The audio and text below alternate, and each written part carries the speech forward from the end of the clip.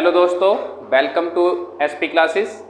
आज हम पिछली क्लास में हमने कुछ फॉर्मूले डिस्कस किए थे। तो आज हम नेशनल इनकम के जो हमने पिछली क्लास में बताया था कि भाई 3 फॉर्मूले होते हैं, उसमें से एक फॉर्मूला जो है आज डिस्कस करेंगे। उसके कंपोनेंट देखेंगे कौन कौन से कंपोनेंट हैं और वो माइनस होते हैं, प्लस होते हैं, और किस तरह से हम नेशनल इनकम निकालते हैं, ये सारी चीज़ें आज हम सीखेंगे। ठीक है, तो हम सबसे आसान मेथड जो है इनकम मेथड, सबसे पहले उसको लेकर चलेंगे क्योंकि उसमें ज़्यादा चेंजेस नहीं है, इजीली नेशनल इनकम निकल जाता है। तो सबसे पहले हम उसको लेकर चलेंगे कि भाई इनकम मेथड के कंपोनेंट क्या हैं, वो क्या होती हैं और उससे नेशनल इनकम कैसे निकालते हैं, ये चीज़ सीखेंगे। तो देखिए, सबसे पहले इनकम मेथड लिख लेते हैं, इनकम मेथड। ठीक है, तो देखिए इसके मेनली कंपोनेंट जो है, सबसे पहले मैं कंपोनेंट लिख देता हूं और उसको समझा देता हूं और कैसे कैसे क्या होता है जरा इसको समझ लेते हैं। तो सबसे पहला जो कंपोनेंट होता है इनकम मेथड का, वो होता है COE। क्या होता है? COE होता है सबसे पहला कंपोनेंट। ठीक है, COE मतलब कंपनसेशन ऑफ एम्प्लॉइज। ठीक है, कंपनसेशन ऑफ एम्प्लॉइज। दूसरा जो कंपोनेंट होता है वो होता है OS, ऑपरेटिंग सरप्लस। और तीसरा जो होता है वो है मिक्स इनकम। क्या है? Mix income. ठीक है, इस तरह से इसके 3 कंपोनेंट होते हैं। अब ये 3 कंपोनेंट जो मेन है, आप सबको ये तीनों कंपोनेंट किसी न किसी तरह से चाहिए इनकम मेथड निकालने के लिए। ठीक है, अब इन तीनों के भी अंदर से पार्ट हैं। वो कौन कौन से पार्ट हैं? सबसे पहले COE का जो फर्स्ट पार्ट होता है वो होता है wages and salary in cash. ठीक है, मतलब भाई कैश के रूप में वेजेस या सैलरी मिलना। ठीक, दूसरा क्या है कंपोनेंट, क्या है भाई? Wages and salary in kind. ठीक है, और तीसरा है भाई social security contribution by employers. ठीक है, बाय एम्प्लॉयर्स। तो इसके 3 कंपोनेंट है। अभी इसको डिस्कस करेंगे कि भाई ये होते क्या हैं और COE क्या होता है।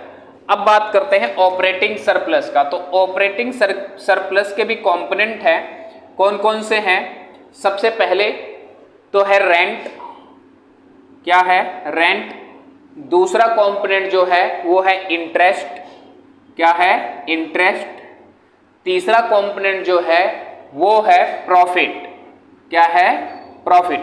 अब ये तो प्रॉफिट है, इसके 3 कंपोनेंट या 3 भागों में इसको डिवाइड किया जाता है। 3 पार्ट में रहता है प्रॉफिट। वो कौन कौन सा है? एक है डिविडेंड, एक है कॉर्पोरेट टैक्स या इसे प्रॉफिट टैक्स भी कहते हैं, प्रॉफिट टैक्स या इसे प्रॉफिट टैक्स भी कहते हैं। और तीसरा है अनडिस्ट्रीब्यूटेड प्रॉफिट। ठीक है, तो इसके कंपोनेंट हो गए। अच्छा, इसका कोई कंपोनेंट होता है मिक्स इनकम, सीधा मिक्स इनकम आता है, या सेल्फ एम्प्लॉयड मिक्स इनकम लिखा आ जाता है, तो इसके कोई कंपोनेंट नहीं होता है। चलिए अब एक एक करके इनको समझ लेते हैं और इनको माइनस करते हैं, प्लस करते हैं, क्या करते हैं और इनसे क्या निकलता है। जैसे मैंने लास्ट वीडियो में बताया भी था, आप सबके 3 फॉर्मूले हैं, इनकम मेथड, एक्सपेंडिचर मेथड और value added method. Income method से आपका NDP@FC निकलता है, मतलब net domestic product at factor cost पे।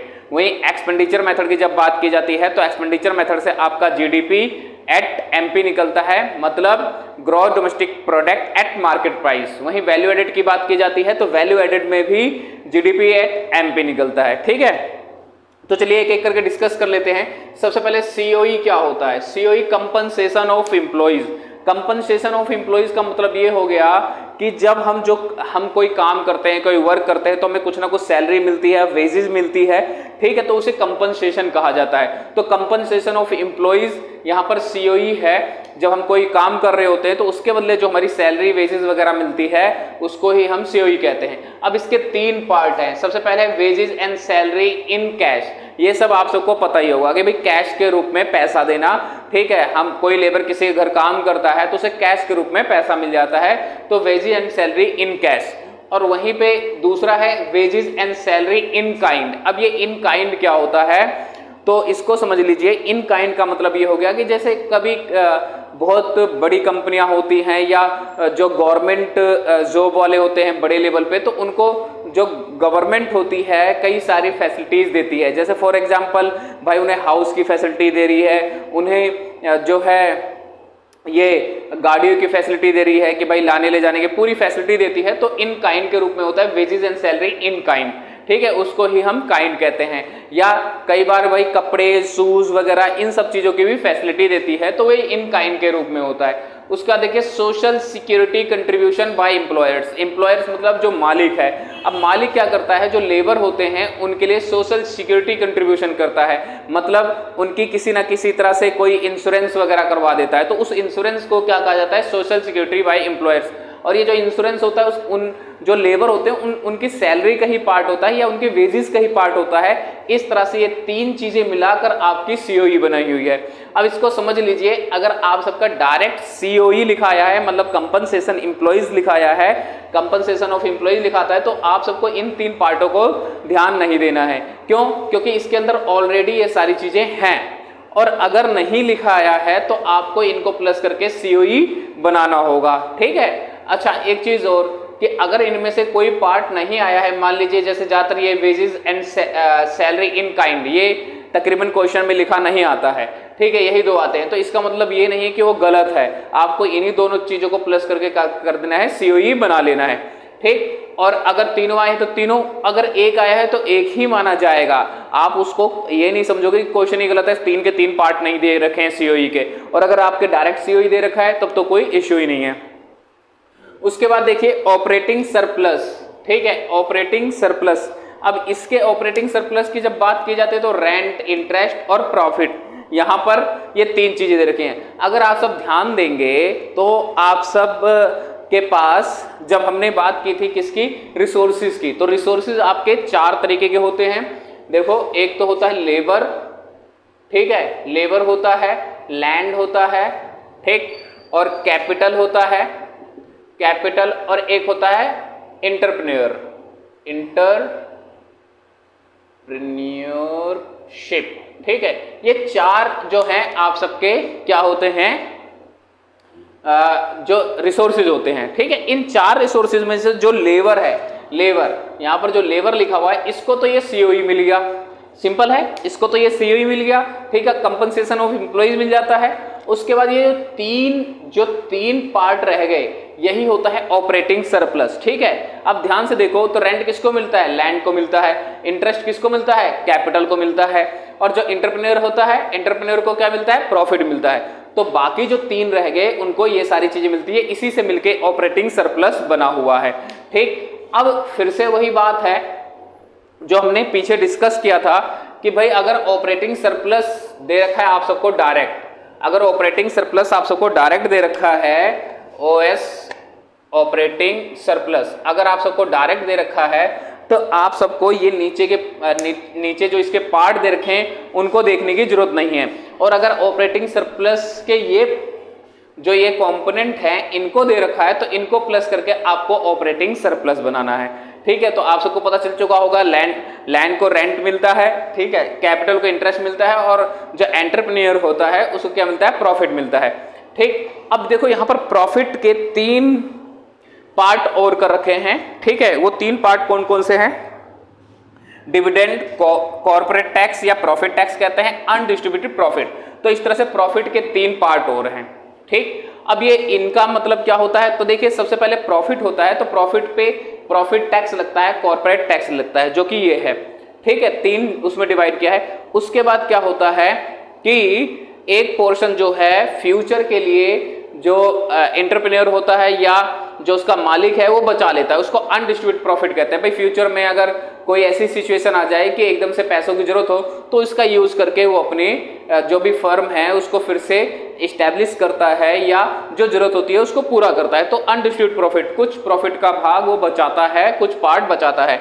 उसके बाद जो पैसा बच जाता है उसको डिविडेंड कहते हैं। डिविडेंड ही मेन प्रॉफिट होता है जिसको शेयर होल्डर को बांटा जाता है और जिसमें से खर्चा किया जाता है, या जो उसका मालिक है फर्म का वो खुद भी इनमें से खर्चा करता है। ठीक है, तो डिविडेंड ही वो प्रॉफिट है जो शेयर होल्डर वगैरह को बांटे जाते हैं, या इससे ही सैलरी दी जाती है लेबर वगैरह की। ठीक, तो इस तरह से जो है प्रॉफिट के 3 भाग हो गए। ठीक, अब फिर से वही बात है कि अगर आपको डायरेक्ट प्रॉफिट दे रखा है तो आपको ये 3 पार्ट नहीं देखने हैं, और अगर नहीं दे रखे हैं तो इनको प्लस करके आपको प्रॉफिट निकालना है। ठीक, तो ये हो गया आप सबका ऑपरेटिंग सरप्लस। अब उसके बाद है मिक्स इनकम। ठीक, अब मिक्स इनकम क्या है, जरा इसको ध्यान से देखिए। देखिए यहां पर जब हमने बात की थी किसकी, रिसोर्सेज की बात की थी, तो हमने रिसोर्सेज की बात की थी तो हमने क्या करा भाई, लेबर ले लिया। ठीक है, 4 रिसोर्सेज होते हैं, लैंड ले लिया था, और उसके बाद कैपिटल, ठीक है, और उसके बाद एंटरप्रेन्योर। ठीक है, ये हमने 4 रिसोर्सेज यहां पर लिए थे। ठीक है, अब ये 4 रिसोर्सेज लिए थे तो ध्यान से देखो कि सीओई ऑपरेटिंग सरप्लस में इन चारों रिसोर्सेज को अलग अलग इनके जो भी इनका पेमेंट बनता है, जैसे लेबर का जो पेमेंट बनता है वो वेजेस एंड सैलरी बनता है तो अलग अलग मिल रहा है, लैंड का जो पेमेंट बनता है वो रेंट होता है, कैपिटल का इंटरेस्ट होता है तो अलग अलग मिल रहा है। वहीं पे मिक्स इनकम में कोई ऐसा पर्सन या कोई ऐसी फर्म जिसको सारी पेमेंट मिक्स रूप में अकेले ही मिलती है उसको हम मिक्स इनकम कहते हैं। ठीक है, जैसे मान लीजिए एक डॉक्टर ने अपनी खुद की क्लिनिक खोल रखी है अपने ही घर पे, तो रेंट भी उसी का ही है, अपने घर पे खोल रखा है, मालिक भी वही है, नौकर भी वही है, सब कुछ वही है, लेबर भी वही है, सब कुछ वही है, तो क्या मिलेगा, उसका ही सारा जो इनकम होगा, ये सारी चीजें जो होंगी वो उसकी पर्सनल खुद की अकेले की होगी। ठीक है, तो इसे हम मिक्स इनकम कहते हैं।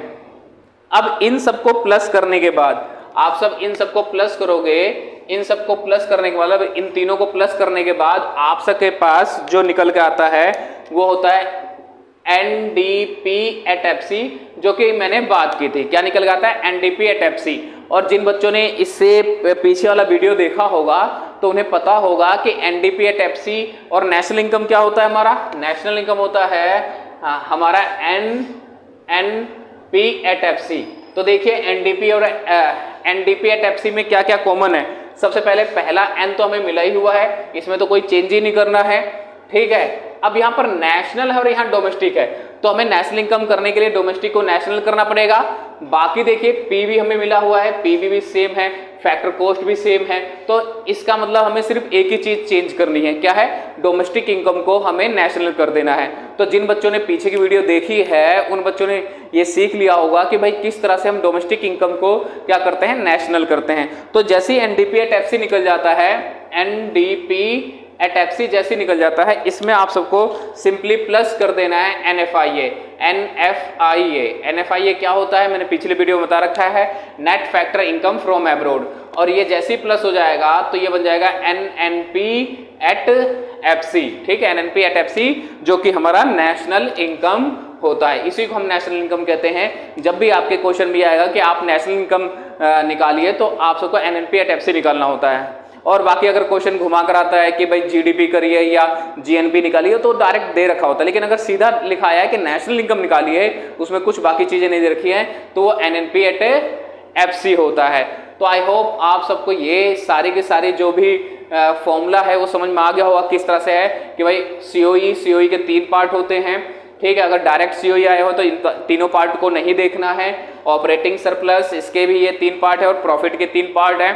ठीक है, इन सबको मिलाकर ऑपरेटिंग सरप्लस बनता है। मिक्स इनकम मैं बता ही चुका हूं। इन सबको प्लस करने के बाद आप सबको क्या मिलता है, एनडीपी एट एफसी, और एनडीपी एट एफसी में एनएफआई आप प्लस कर दीजिए तो क्या आ जाएगा, नेशनल इनकम आ जाएगा। इसलिए मैं कहता हूं ये सबसे आसान जो है फॉर्मूला है, क्योंकि इसमें सिर्फ एक ही चीज जो है चेंज करनी है, वो भी डोमेस्टिक को नेशनल करना है, तो इजीली नेशनल इनकम आ जाता है। तो ये आप उतार लीजिए। आई होप आप सबको ये समझ में आ गया होगा, आप इसको उतार लीजिए। इसके बाद हम देख लेंगे कुछ प्रैक्टिकल क्वेश्चन वगैरह देख लेंगे, बिल्कुल इजी कि किस तरह से आप सब उसको कर सकते हो। तो पहले आप इसको उतार लीजिए। तो चलिए मैंने एक क्वेश्चन लिख दिया है, आज ये एक क्वेश्चन कर लेते हैं। अगर आप सब डिमांड करेंगे तो मैं इसमें प्रैक्टिकल के 2-4 क्वेश्चन जो है अलग वीडियो बना दूंगा, 4-5 क्वेश्चन जो भी बना पाऊंगा, लेकिन फिलहाल अभी एक क्वेश्चन कर लेते हैं। एक क्वेश्चन से हम थोड़ा समझ लेते हैं किस तरह से ये क्वेश्चन होता है। तो देखिए सबसे पहले मैं इसको बता देता हूँ, रीड आउट कर देता हूँ जिससे आप सबको समझ में आ जाए। सबसे पहले दे रखा है COE 2000 दे रखा है, इंटरेस्ट 500 दे रखा है, रेंट 700 दे रखा है, प्रॉफिट 800 दे रखा है, social security contribution by employers ये मैंने शॉर्ट फॉर्म में लिखा हुआ है 200, डिविडेंड दे रखा है 300, और उसके बाद दे रखा है consumption of fix capital 100, consumption of fix capital मतलब डेप्रिसिएशन। उसके बाद NIT नेट इनडायरेक्ट टैक्स 250 दे रखा है, net factor income to abroad 150 दे रखा है, और मिक्स इनकम दे रखा है 1500। हमारा फॉर्मूला क्या था भाई NDP एट FC का? हमारा फॉर्मूला था NDP एट FC का फॉर्मूला क्या था कि भाई COE plus operating surplus plus हमारा मिक्स इनकम। ठीक है, ये हमारा फॉर्मूला था। ठीक कि भाई इन तीनों को प्लस करने के बाद हमारा क्या आएगा? NDP एट FC आएगा। तो देखिए सबसे पहले COE ले लेते हैं, बिल्कुल फॉर्मूले के हिसाब से चलेंगे। COE ले लेते हैं 2000, ठीक है, ये मिल गया। अब ऑपरेटिंग सरप्लस के देखिए कौन कौन से कंपोनेंट है। इंटरेस्ट है 500 प्लस रेंट दे रखा है 700 प्लस प्रॉफिट दे रखा है 800। ठीक है, अब देखिए यहाँ पर डिविडेंड भी दे रखा है और ये प्रॉफिट का ही पार्ट होता है। तो जैसा मैंने बताया था, अगर आप सबको डायरेक्ट प्रॉफिट दे रखा है तो डिविडेंड देखने की जरूरत नहीं है या उसके पार्ट देखने की जरूरत नहीं है। अब यहाँ पर देखिए COE डायरेक्ट दे रखा है, इसलिए social security contribution by employers भी नहीं लेंगे क्योंकि ये भी इसके अंदर इंक्लूड है। इसी तरह से डिविडेंड जो है प्रॉफिट के अंदर इंक्लूड है। तो ये दोनों हमारे लिए कोई जरूरी नहीं है, अननेसेसरी हैं, जो कि आप सबको कंफ्यूज करने के लिए ऐसी चीजें दे दी जाती हैं। तो ये दोनों नहीं आएंगी। ठीक है, तो ये हो गया। अब देखिए मिक्स इनकम कहाँ है? मिक्स इनकम नीचे दे रखा है 1500। ठीक, अब इन सबको प्लस करने के बाद आपका आ जाएगा NDP एट FC। तो NDP एट FC देखिए कितना हो गया? 2000 प्लस ये कितना हो गया? 12, 2000, 2000 ये भी हो गया हाँ, और प्लस 15। अब इन सबको प्लस करने के बाद हमारे पास आया 5500। ठीक है, 5500 कैलकुलेशन देख लेना और कोई मिस्टेक हो तो 5500। ठीक, लेकिन अब ये NDP एट FC आया, हमें निकालना क्या है? GNP एट MP निकालना है, GNP एट MP। तो एक एक करके हम इसको कन्वर्ट करेंगे। सबसे पहले हम G कर लेते हैं, GDP एट FC कर लेते हैं पहले। ठीक है, और जिन बच्चों ने पीछे वाली वीडियो नहीं देखी हो स्पेशली देख लें, नहीं देखेंगे तो समझ में नहीं आएगा कि ग्रॉस कैसे कर दिया। तो ये 5500 में हम प्लस करेंगे डेप। ठीक, जब हम ग्रॉस में से डेप्रिसिएशन माइनस करते हैं तो नेट हो जाता है, और नेट में डेप्रिसिएशन प्लस करते हैं तो क्या हो जाता है? ग्रॉस हो जाता है। तो यहाँ पर पहले से ही नेट है, इसका मतलब नेट है। ठीक है, NDP का मतलब नेट है। नेट में हम क्या करेंगे भाई? प्लस कर देंगे किसको? डेप्रिसिएशन को। तो क्या हो जाएगा? ग्रॉस हो जाएगा। तो डेप्रिसिएशन ये दे रखा है तुम्हें 100, तो ये आ गया आपका 5600, ये हो गया। अब देखिए दूसरा में क्या चेंज करना है? N मतलब नेशनल करना है, डोमेस्टिक को। तो GNP एट FC। अब नेशनल करने के लिए हम क्या करते हैं? नेशनल करने के लिए हम करते हैं कि भाई NFIA प्लस कर देते हैं, net factor income from abroad plus कर देते हैं। पर यहां पर ध्यान से देखिए क्या लिखा है? Net factor income to abroad. Net factor income to abroad मतलब उनको दिया गया है। तो ये टू फ्रॉम एब्रोड की जगह क्या लिखा हुआ है? To abroad. तो टू एब्रोड लिखा हुआ है तो इसका मतलब ये माइनस होगा। ठीक, तो इसको हमने माइनस के ले लिया 150। अब ये 5600 में से 150 जाएंगे तो 5450 हो गया GNP एट FC। अब हमें क्या कन्वर्ट करना है? MP। ठीक है, तो क्या करेंगे? GNP eight FC। MP करने के लिए हम क्या करते हैं? पहले फैक्टर कोस्ट पे करने के लिए हमने क्या किया था? MP में से माइनस किया था NIT, क्या है? नेट इनडायरेक्ट टैक्स, ये माइनस किया था। तो यहाँ पर अपोजिट कर देंगे कि भाई MP पे जाना है फैक्टर कोस्ट से, तो क्या करेंगे? NIT प्लस कर देंगे। ठीक, तो ये हो गया 5450 प्लस NIT जो कि हमारा कितना है? 250। तो हमारा हो गया 250। 5000 इसमें से ये गई तो हो जाएगा आपका कितना? 4, और इसमें प्लस कर दिया 250 तो हो जाएगा आपका 5 और 7। ठीक, तो ये हो गया 700। तो ये आ गया आपका GNP एट MP 5700। कितना हो गया? 5700। तो इस तरह से आपको ये सारी चीजें कन्वर्ट करनी आनी चाहिए। फिर से मैं बोल रहा हूं, जिन बच्चों ने पीछे की वीडियो नहीं देखी है, लास्ट वीडियो देख लें जो कि इसका पार्ट 5 है। जो पार्ट 5 है तो उसमें मैंने बता रखा है कि भाई ग्रोस से नेट कैसे करते हैं, नेट से ग्रोस कैसे करते हैं, या डोमेस्टिक इनकम से हम नेशनल इनकम पे कैसे जाते हैं, या नेशनल इनकम से डोमेस्टिक कैसे करते हैं, और फैक्टर कॉस्ट से हम मार्केट प्राइस पे कैसे जाते हैं, और मार्केट प्राइस से फैक्टर कॉस्ट पे कैसे जाते हैं। क्योंकि ये तीनों चीज इस तरह से बार बार क्वेश्चन में घुमाने को आएंगे। तो हमारा जो है फाइनल आंसर है जो है 5700। ठीक, तो ये आपको समझ में आ गया होगा किस तरह से यूज करना है। ठीक, अगर आप सब आगे देखेंगे तो अगर आप सब डिमांड करेंगे तो आगे भी मैं 4-5 क्वेश्चन जो है इसके और बना दूंगा। तो चलिए आज के लिए इतना ही, थैंक यू।